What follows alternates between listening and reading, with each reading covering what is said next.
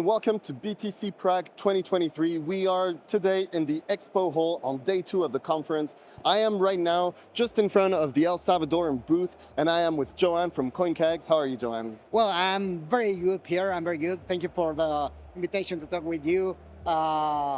The BTC Prague is amazing. Yeah, I think so too. Good conference, bro. Yeah. It's happening everything here around Bitcoin, yeah? Yeah, I agree. And so tell me, what do you guys do at CoinCags, and what are you doing here? Certainly in CoinCags, we began like a crypto exchange, but right now we are building an entire ecosystem. We have the crypto exchange, we have a point of sale that allows a merchant to receive Bitcoin without passing through the volatility of Bitcoin and receiving the money direct to their bank accounts.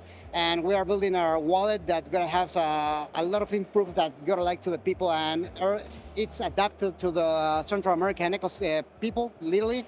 One of the things that we're gonna have that no wallet in the world has is that we're gonna have the seed in Spanish.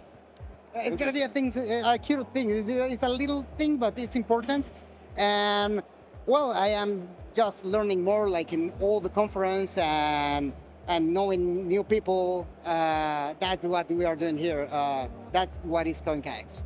Interesting, yes. Yeah. And of course, it is important for your local communities to be able to, whatever you can add in local language is what is going to help. Well, certainly, the most of the wallets have the seed in English, but I think they should have the seeds, or they should have allow the people to choose the language that they want to create their seeds. Because, for example, I say my seed in a song, and I prefer to learn my own song in Spanish. That's example. But other of the improvements that we're gonna have is that they can send cryptocurrencies by a message in a chat, literally. And that's some things that are from our wallet and our ecosystem right now. Yeah. I understand. And so I imagine this is part of the reason why you are exchanging with El Salvador, is because of the common geography and language that you have? Well, certainly we begin in Guatemala, but our headquarters are based in El Salvador. Of course, El Salvador have some security in a legal way, and they are giving a lot of incentives to the companies to work with them. And well, it's not that El Salvador is transforming a lot. El Salvador feels like a safe country. It's getting a lot of investment from different areas, not just for cryptocurrencies areas, and it's taking like a very, very correct decisions from the government to the people. And well, that's why we decided to be in El Salvador. We was the first company that was based in El Salvador. You can look in the news. And yeah, the next day that the Bitcoin law passes, we were at the 6 a.m. in the president's house, knocking the door, and said, "Okay, we want to work here. We want to make something. We want to make something here." And yeah, here we are helping to El Salvador Boots too, to reach more people, to explain to the people what is the experience in El Salvador, how it's happening, what is happening in El Salvador, from the real experience that we are having there. Yeah, I understand. It's amazing. And actually, this booth here, it's quite central. You walk into the Expo hall, and it's one of the first ones you see with a big flag right here. You can't miss it. Everyone knows about El Salvador and Bitcoin. How's the experience been so far during this conference? I want to begin with something. El Salvador means the saver. It's okay. It's clear for everybody. And I think the saver is a person who takes Bitcoin like money, and El Salvador is the saver. It's the first country that has Bitcoin like their money, and I think the people is going well with that. The people is accepting Bitcoin in El Salvador, and well, the experience here in the BTC Prague is a lot of people is coming to ask about what kind of companies are based on El Salvador, what their company are doing, how they can invest in the country, but principally how they can go to live to El Salvador. They're asking for that. The people want to go to live to a country that used to be one of the most dangerous countries in the world, and now is the most secure country in Latin America in just 2 years, something like that. I don't know. Well, okay, this is a very radical change. Yeah.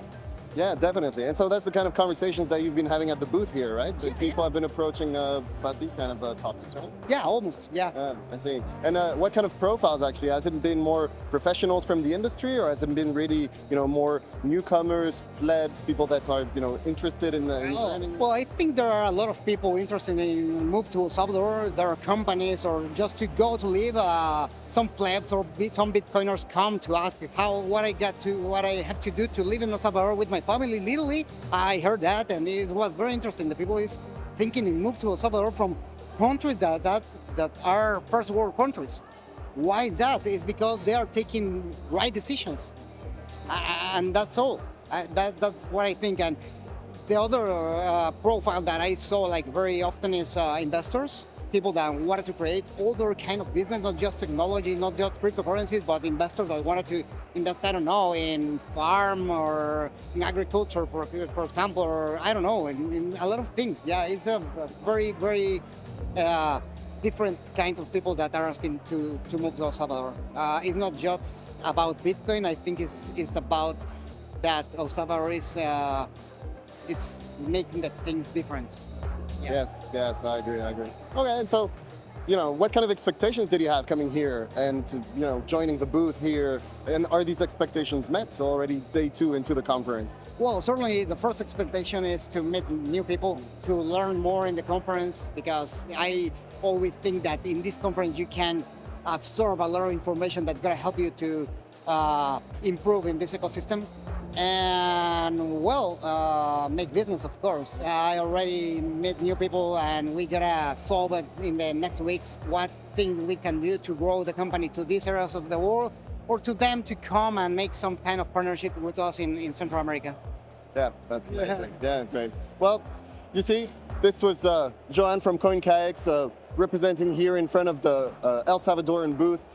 Just another example that BTC Prague 2023 and the Expo Hall in particular is just this great place to show your business, show what you're doing to professionals, to get new leads, but also to newcomers so that you can explain what you're working on. Thank you very much, Joan. Thank you. And see you in BTC Prague 2024. Thank you. Buy Bitcoin now.